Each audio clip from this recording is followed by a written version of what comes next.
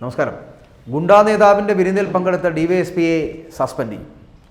MG Sabu അദ്ദേഹം സ്വയം പണി മേടിച്ച് കൂട്ടിയത് വിരമിക്കാൻ 3 ദിവസം മാത്രം ബാക്കി നിൽക്കുകയാണ്. ലഭിക്കേണ്ടിയിരുന്ന യാത്രയപ്പ് ചടങ്ങും പോയി കിട്ടിയിരിക്കുകയാണ്. ഒരു വശത്ത് ഗുണ്ടകളുടെ അഴിഞ്ഞാട്ടം, ആവേശം സിനിമ മോഡലിൽ പിറന്നാൾ ആഘോഷം, മറുവശത്ത് ഗുണ്ടകളെ പിടിച്ചകത്തിടാൻ പോലീസിൻ്റെ ഓപ്പറേഷൻ ആഗ്. ഇതിനിടയിൽ ഗുണ്ടകളുടെ വിരുന്ന് സ്വീകരിച്ച് പോലീസിലെ ഒരു കൂട്ടർ എത്തുകയും ചെയ്തു. അങ്കമാലിയിൽ ഗുണ്ടാ നേതാവിൻ്റെ വീട്ടിൽ പോലീസുകാർക്ക് വിരുന്ന് നൽകിയതാണ് ഏറ്റവും ഒടുവിലത്തെ വാർത്തയാകുന്നത്. എല്ലാവരും അറിഞ്ഞതാണ്. കാപ്പ ലിസ്റ്റിൽ ഉൾപ്പെട്ട ഗുണ്ടാ നേതാവായിട്ടുള്ള തമ്മനം ഫൈസലിൻ്റെ വീട്ടിലൊരുക്കിയ വിരുന്നിൽ ആലപ്പുഴ ക്രൈംബ്രാഞ്ച് DYSP അടക്കം 4 പോലീസുകാർ പങ്കെടുത്തു എന്നതാണ് ഏറ്റവും വലിയ വിവരം. പുളിയനത്ത് ഞായറാഴ്ച വൈകിട്ട് 6-ന് അങ്കമാലി പോലീസ് നടത്തിയ റെയ്ഡിലാണ് DYSPയും സംഘവും കുടുങ്ങിപ്പോയത്. ഗുണ്ടാ നേതാക്കളുടെ വീട്ടിൽ നടത്തുന്ന ഈ ഓപ്പറേഷൻ ആഗ് പരിശോധനയുടെ ഭാഗമായിട്ടാണ് അങ്കമാലി പോലീസ് തമ്പനം ഫൈസലിൻ്റെ വീട്ടിലെത്തിയത് എന്നുള്ളതാണ്. എന്നാൽ DYSPയ്ക്കും പോലീസുകാർക്കുമുള്ള വിരുന്നാണ് നടക്കുന്നത് എന്ന് പിന്നീടാണ് ഈ ഏമാന്മാർ അറിയുന്നത്. റെയ്ഡിനെത്തിയ അങ്കമാലി SIയെ കണ്ടതോടുകൂടി DYSP അടക്കമുള്ള പോലീസുകാർ രക്ഷപ്പെടാൻ വേണ്ടി ശ്രമിച്ചുകൊണ്ടിരുന്നു. എങ്ങോട്ടെങ്കിലും ഓടി ഒളിക്കുക എന്നത് മാത്രമായിരുന്നു ഒരു വഴി. ശുചിമുറിയിൽ കയറിയാണ് DYSP ഒളിച്ചത്. അങ്കമാലി പോലീസ് വിവരം പിന്നീട് ഉന്നത പോലീസ് ഉദ്യോഗസ്ഥരെ അറിയിക്കുകയായിരുന്നു. റെയ്ഡിൽ കണ്ടെത്തിയ പോലീസുകാരെ അങ്കമാലി പോലീസ് സ്റ്റേഷനിലെത്തിച്ച് വിവരങ്ങളൊക്കെ ശേഖരിക്കുകയും ചെയ്തു. DYSPയെ കണ്ടെത്തിയതായി പോലീസ് റിപ്പോർട്ടിലില്ല എന്നുള്ളതാണ്. ക്രൈംബ്രാഞ്ച് DYSP MG സാബുവാണ് വിരുന്നിൽ പങ്കെടുത്തത് എന്നുള്ളതാണ് വിവരം. ഇദ്ദേഹമാണ് പോലീസുകാരെ വിരുന്നിനൊക്കെ എത്തിച്ചത് എന്നുകൂടിയാണ് അറിയാൻ കഴിയുന്നത്. ആലുവ റൂറൽ SP DYSPയോട് വിശദീകരണം ഇപ്പോൾ തേടിയിട്ടുമുണ്ട്. വിരുന്ന് സംബന്ധിച്ച കൂടുതൽ അന്വേഷണം അതിപ്പോൾ നടക്കുകയാണ്. വിരുന്ന് സംഘടിപ്പിച്ചത് എന്തിൻ്റെ പേരിലാണ്, അല്ലെങ്കിൽ എന്തിൻ്റെ പേരിലാണ് എന്നുള്ളൊരു കാര്യവും കൃത്യമായി പരിശോധിക്കേണ്ടതുണ്ട് എന്നുള്ളതാണ്. അങ്കമാലി ക്രൈംബ്രാഞ്ച് DYSP MG സാബുവും 3 പോലീസുകാരുമാണ് കഴിഞ്ഞ ദിവസം ഗൂഡല്ലൂർ സന്ദർശനത്തിന് ശേഷം തിരികെ വരുമ്പോൾ അങ്കമാലിയിലെത്തി അവിടുത്തെ കുപ്രസിദ്ധനായിട്ടുള്ള ഗുണ്ടയായിട്ടുള്ള തമ്പനം ഫൈസലിൻ്റെ വീട്ടിലെത്തിച്ചേരുന്നത്. ഫൈസലിൻ്റെ ആതിഥ്യം സ്വീകരിക്കുന്നതിനിടെ ആയിരുന്നു അപ്രതീക്ഷിതമായിട്ട് അങ്കമാലി SIയുടെ നേതൃത്വത്തിലുള്ള സംഘം അവിടേക്ക് എത്തിച്ചേരുന്നതും പരിശോധന നടത്തുന്നതും. ഗുണ്ടാ സംഘങ്ങളെ അമർച്ച ചെയ്യാനായി സംസ്ഥാന വ്യാപകമായി ഓപ്പറേഷൻ ആഗ് പരിപാടി നടക്കുന്നതിനാൽ തമ്പനം ഫൈസൽ ഉൾപ്പെടെയുള്ള ഗുണ്ടാ നേതാക്കൾ പോലീസിൻ്റെ നിരീക്ഷണത്തിലായിരുന്നു എന്നുള്ളതാണ്. ഇതിനിടെയാണ് 4 പേർ ഒരു സ്വകാര്യ കാറിൽ ഫൈസലിൻ്റെ വീട്ടിൽ എത്തിയതായിട്ടുള്ള വിവരം പോലീസിന് ലഭിക്കുന്നത്. തുടർന്നായിരുന്നു റെയ്ഡ് നടക്കുന്നത്. ഫൈസലിനെയും മറ്റൊരാളെയും കരുതൽ തടങ്കിലാക്കി എന്നതാണ് ഏറ്റവും പുതിയതായിട്ടുള്ള വിവരങ്ങൾ എന്ന് പറയപ്പെടുന്നത്. ഗുണ്ടകൾക്ക് എന്തുമാകാം എന്നൊരു തരത്തിലേക്ക് ഈ അങ്കമാലി പോലീസ് റൂറൽ SPയ്ക്കും അദ്ദേഹം റേഞ്ച് IGക്കും റിപ്പോർട്ട് ചെയ്തിരുന്നു. പോലീസുകാരുടെ മൊഴി രേഖപ്പെടുത്തുന്നത് പൂർത്തിയായ ശേഷം റിപ്പോർട്ട് DGPക്ക് കൈമാറും. DYSPയ്ക്കും ഒപ്പം തന്നെ ഈ പോലീസുകാർക്കുമെതിരെ വകുപ്പ് തല നടപടികൾ ഉണ്ടാകുമെന്നുള്ള സൂചനകൾ തന്നെയാണ് പുറത്തു വരുന്നതും. അതായത് ഈ കൊച്ചിയിൽ ഏറ്റവും ആദ്യം കാപ്പ ചുമത്തപ്പെട്ട ഗുണ്ടാ നേതാക്കളിൽ ഒരാളാണ് ജോർജ് എന്ന ഈ തമ്മനം ഫൈസൽ. എറണാകുളം തമ്മനത്തെ വീട്ടിലെ വിളിപ്പേരായിരുന്നു ഫൈസൽ എന്നുള്ളത്. പിന്നീട് അമ്മയുടെ നാടായിട്ടുള്ള അങ്കമാലി പുളിയനത്തേക്ക് താമസം മാറ്റിയതോടുകൂടിയാണ് തമ്മനം എന്നുള്ള പേര് ചേർത്ത് തമ്മനം ഫൈസൽ എന്നറിയപ്പെടാൻ തുടങ്ങിയത്.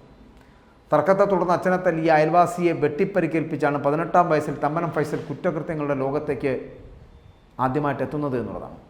കൊച്ചി ഭരിച്ചിരുന്ന ഗുണ്ടാ നേതാവായിട്ടുള്ള തമ്മനം ഷാജിയുടെ എതിരാളിയായാണ് ഫൈസൽ പിന്നീട് വളർന്നു വന്നത്. 30-ലേറെ കേസുകളിൽ താൻ പ്രതിയായിരുന്നു എന്നും ഇനി 3-4 കേസുകൾ മാത്രമേ ബാക്കിയുള്ളൂ എന്നുമാണ് ഫൈസൽ ഇപ്പോൾ ചില സ്ഥലങ്ങളിൽ അടുത്തിടെ പറയുന്നത് പോലും അങ്ങനെയായിരുന്നു ഫൈസൽ പറഞ്ഞത്.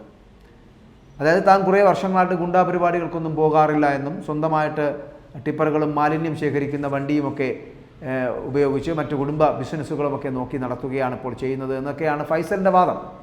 ഫൈസൽ അങ്ങനെയാണ് ചില യൂട്യൂബ് അഭിമുഖങ്ങളിലൊക്കെ അവകാശപ്പെട്ടിരിക്കുന്നത്. താനിപ്പോൾ ഈ പരിപാടിയൊക്കെ നിർത്തിവെച്ചിരിക്കുന്നതാണ്.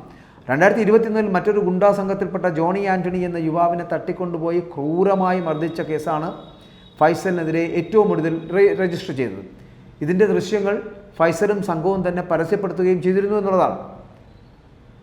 തന്നെ വാളുകളുമായി ജോണി അടക്കമുള്ളവർ ഭീഷണിപ്പെടുത്തിയതിന് പകരം ചോദിച്ചതാണ് ആ സംഭവമെന്ന് ഫൈസൽ പിന്നീട് പറയുകയും ചെയ്തു. കരാട്ടെ അധ്യാപകൻ കൂടിയാണ് ഈ ഫൈസൽ എന്ന് പറയപ്പെടുന്ന വ്യക്തി. അപ്പോൾ തമ്മനം ഫൈസലിനെ പോലുള്ള ഗുണ്ടാ നേതാക്കളുമായിട്ട് പോലീസുകാർക്ക് എന്താണ് ബന്ധം? ഗുണ്ടാ നേതാക്കൾ എന്നുള്ളതിന് അമർച്ച ചെയ്യപ്പെടേണ്ടത് തന്നെയല്ലേ? ഒരു ഗുണ്ടാ സംവിധാനം ഉണ്ടാക്കിയെടുക്കേണ്ട കാര്യമുണ്ടോ? പലപ്പോഴും ഞാൻ മുമ്പും ഒരു വീഡിയോയിൽ പറഞ്ഞിട്ടുണ്ട്, ഗുണ്ടാ നേതാക്കൾ വാഴുന്ന ഇടങ്ങൾ കൊച്ചി അടക്കമുള്ളവ. പിന്നെ ഞാനൊരു വീഡിയോയിൽ പറഞ്ഞിട്ടുണ്ട്, തിരുവനന്തപുരം മുതൽ അങ്ങ് കാസർഗോഡ് വരെ ഗുണ്ടകളുടെ വിളയാട്ടമാണ് നടക്കുന്നത്, നോക്കുകുത്തിയാകെ പോകുന്ന പോലീസ് സംവിധാനങ്ങളെന്ന് അങ്ങനെ ചില വാർത്തകൾ ചെയ്തിരുന്നു. അതിനോടൊപ്പം തന്നെയാണ് ഇപ്പോൾ ഈ ഗുണ്ടാ നേതാവിൻ്റെ വിരുന്ന് സൽക്കാരത്തിൽ പങ്കെടുക്കുന്ന ഡിവൈഎസ്പിയുടെ വാർത്ത കൂടി പറയേണ്ടി വരുന്നത്. ഗുണ്ടകളെന്ന് പറയപ്പെടുന്നത് അവരവരുടെ ആവശ്യങ്ങൾക്ക് വേണ്ടി മാത്രം പണം സമ്പാദനത്തിലേക്ക് പോകുന്ന ആക്രമണകാരികളാണ്. ആ ആക്രമണകാരികളെ പോലീസ് കൂട്ടുപിടിക്കുന്നത് എന്താണ്? അല്ലെങ്കിൽ അവരുടെ വീട്ടിലെ വിരുന്നിൽ പങ്കെടുക്കുന്നത് എന്തിനാണ്? വിരുന്നിൽ പങ്കെടുക്കാൻ മാത്രം ഉള്ള ബന്ധം ഈ ഗുണ്ടാ നേതാക്കളുമായിട്ട് ഈ ഡിവൈഎസ്പിക്ക് എന്താണ്? പോലീസുകാർക്ക് എന്താണ്? അപ്പോൾ ഒരേ സമയം ഗുണ്ടാ നേതാവിൻ്റെ വീട്ടിൽ പങ്കെടുക്കുന്ന ഇതുപോലുള്ള പോലീസുകാരെന്ന് പറയപ്പെടുന്ന ഗുണ്ടകളെ ഇവിടെ ആ പ്രവർത്തനത്തിൽ ഏർപ്പെടുന്നതിൽ സഹായിക്കുന്നത്, അവരോടൊപ്പം സഹകരിക്കുന്നത് ഇതേ പോലീസ് തന്നെയാണ്.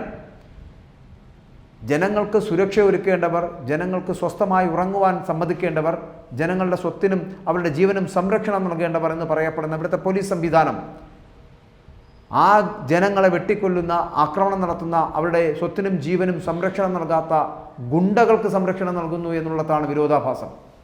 ഇതെന്ത് നീതിയാണ് നടപ്പിലാക്കുന്നത്?